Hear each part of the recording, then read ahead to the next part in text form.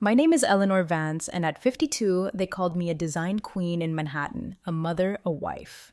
Used to be.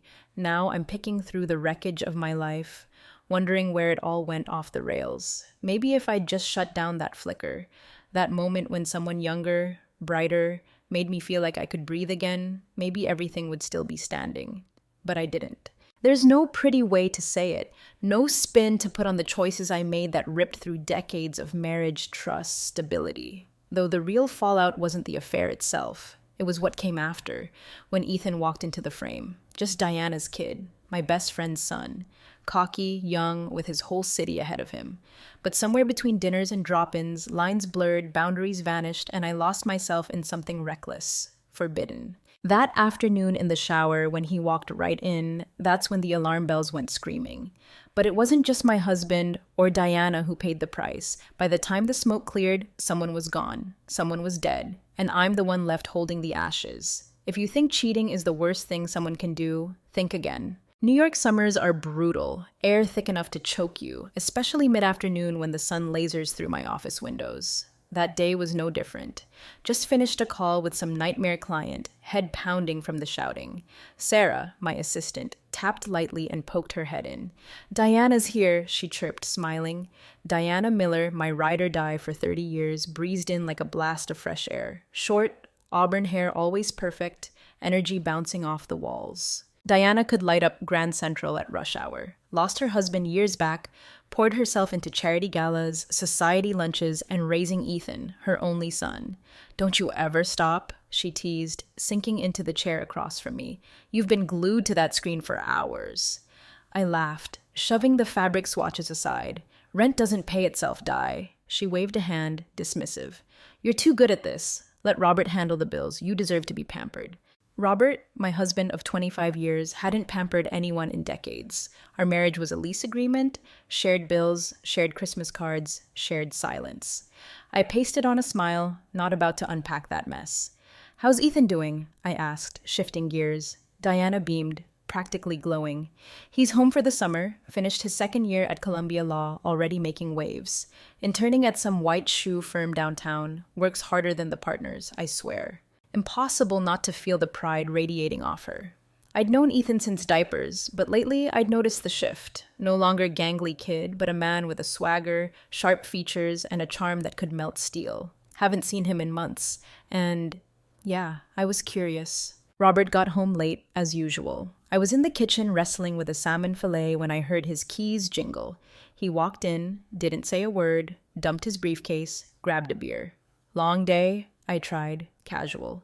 He grunted, eyes glued to his phone. Routine. I'd make dinner, he'd eat it in silence, then vanish into his study for the night. No spark, no connection, just two people coexisting in a Fifth Avenue apartment. Later, after he'd retreated to his lair, I found myself scrolling through old photos on my phone. Us, back when.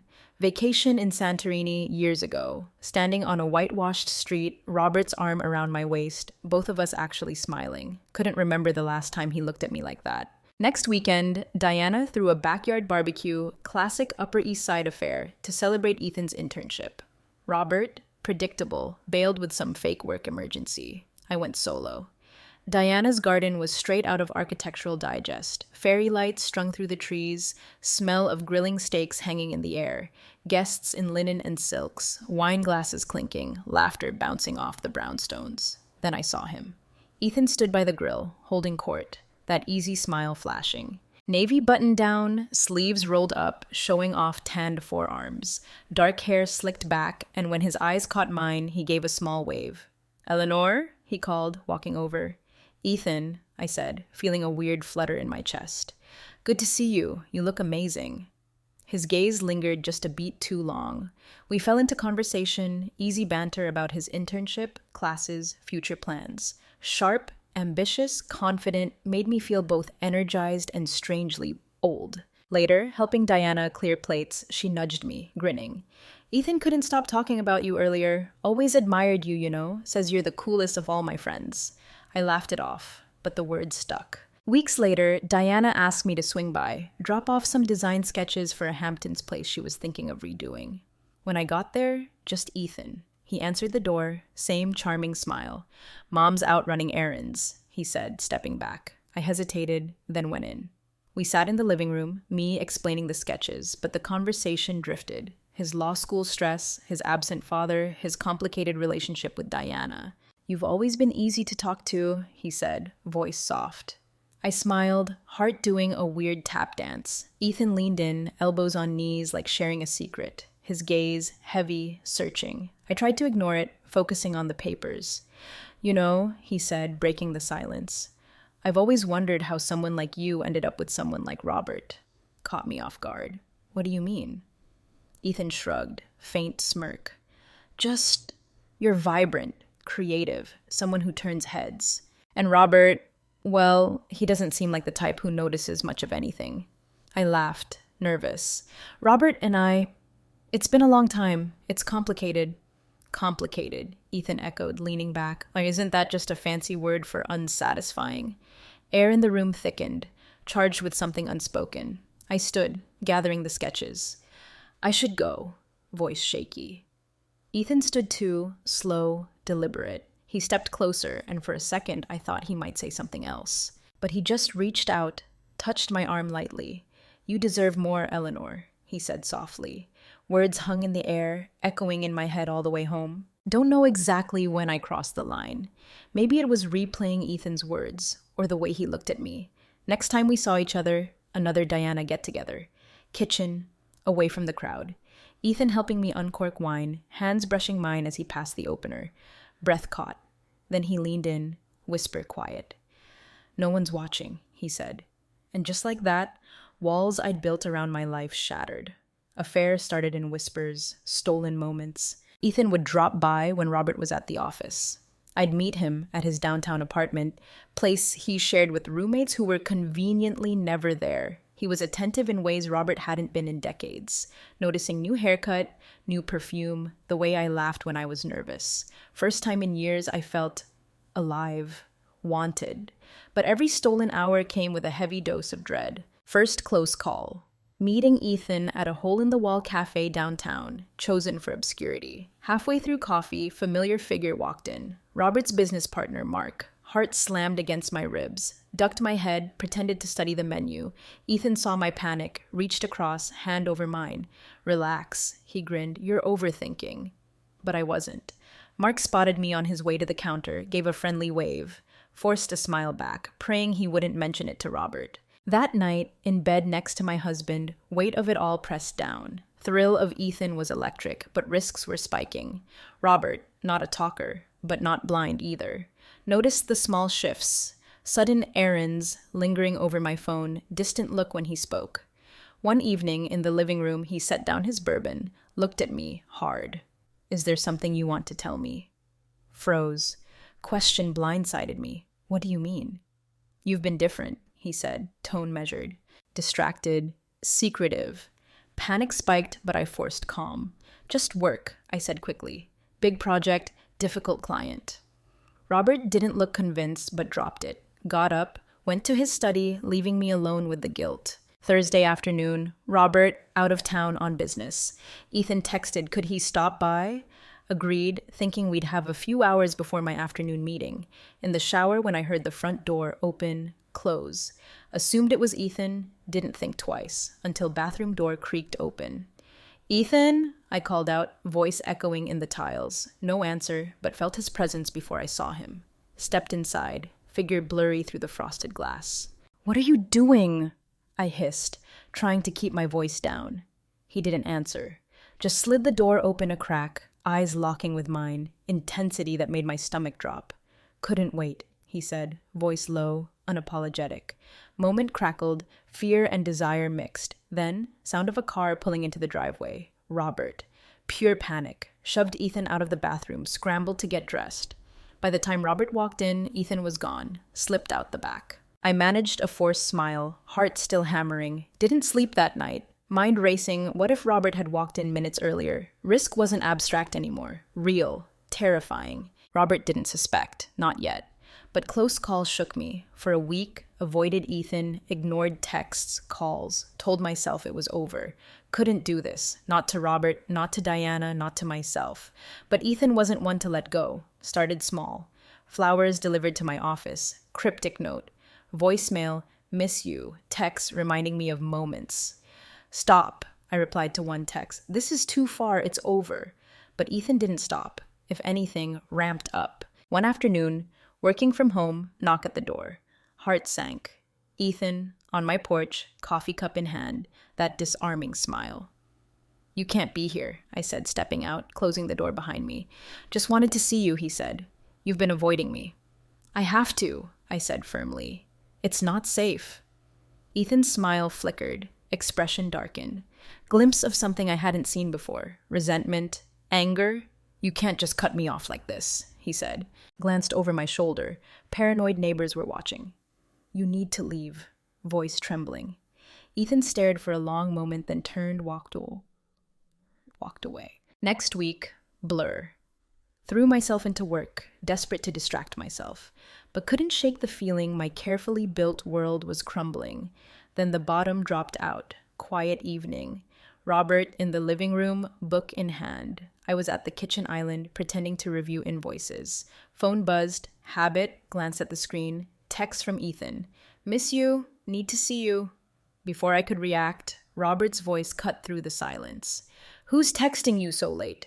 Froze, mind scrambling. Just a client, I said, forcing casual tone. Robert set down his book, walked over. Let me see. Stomach plummeted. Robert, it's nothing. But he wasn't listening. Reached for my phone, panicked, hesitated just a beat too long. That was it. Robert unlocked the phone, read the message. Face darkened, jaw clenched as he scrolled. You've been lying to me, voice low, dangerous. Opened my mouth, no words. Who is he? Robert demanded, slamming the phone on the counter. Tears welled, tried to explain, but no excuse, no way to make it right.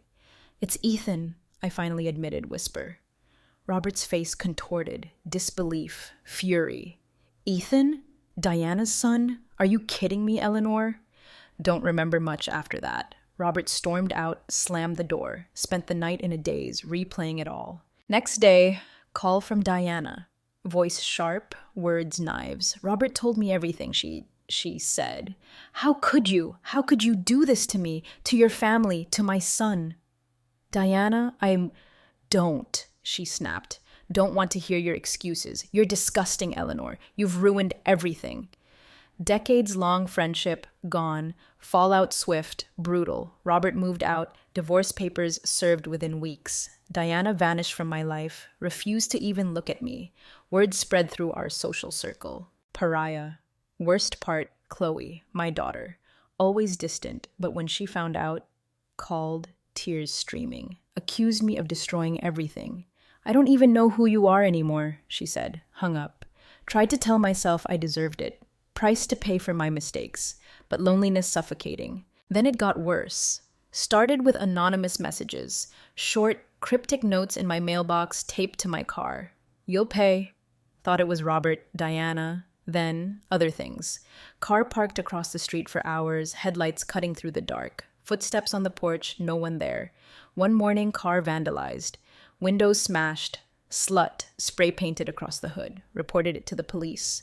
Nothing they could do, no leads. Next time I saw Ethan, unplanned. Grocery store, Zabar's. Spotted him in the next aisle. He saw me, walked over, expression unreadable. We need to talk, he said. Nothing to talk about, I said, low voice. It's over, Ethan. It's been over. He laughed, bitter.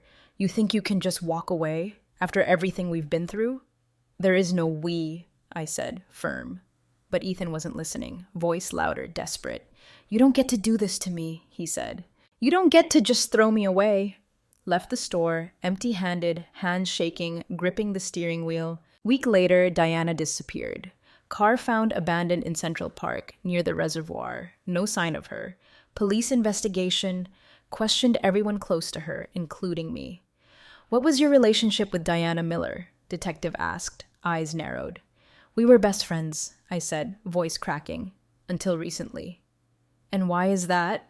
Hesitated. How much to reveal?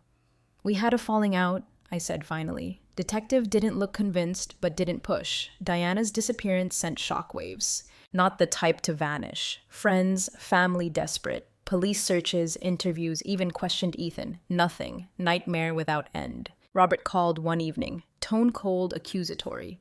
"Did you have something to do with this?" he asked, blunt, stunned. "Of course not. How could you even think that?" he scoffed. "You've already proven you're capable of betrayal, Eleanor. Forgive me if I don't take you at your word." Words cut deep. Wanted to defend myself, but small, nagging doubt in the back of my mind. What if Ethan... 2 weeks after Diana vanished, Ethan showed up at my apartment. Uninvited, late, already on edge from strange noises outside. Opened the door. He looked wrecked. Hair a mess, shirt wrinkled, eyes bloodshot. "I need to talk to you," he said, pushing past me. "Ethan, you can't be here," voice trembling. "Not safe." "Not safe for who? You or me?" he shot back, bitter. Tried to calm him, but agitated, pacing. "They think I did it," he said suddenly, voice cracking. "The police. They think I had something to do with my mom disappearing." Stared at him, heart pounding. Why would they think that? He stopped pacing, looked at me, expression unreadable. "Because I told her about us," he said quietly. Room tilted, vision blurred. "You told her?" I whispered, horrified. "She was pushing me, asking why I was acting so different," he said, running a hand through his hair. "Didn't mean to, just came out." Felt like the floor dropped out. Diana knew. Knew before she disappeared. From then on, felt watched. Every creak, every shadow.